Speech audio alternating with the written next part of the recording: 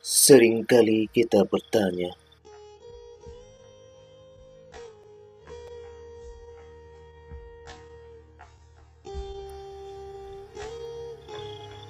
apa amal terbaik kita?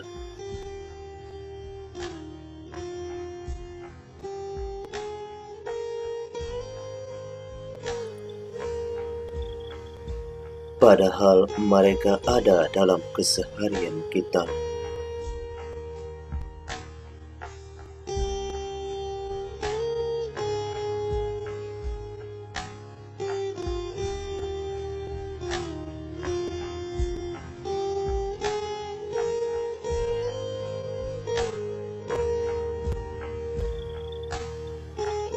Mari berbuat baik untuk sesama, tetap bermanfaat dalam setiap kesempatan.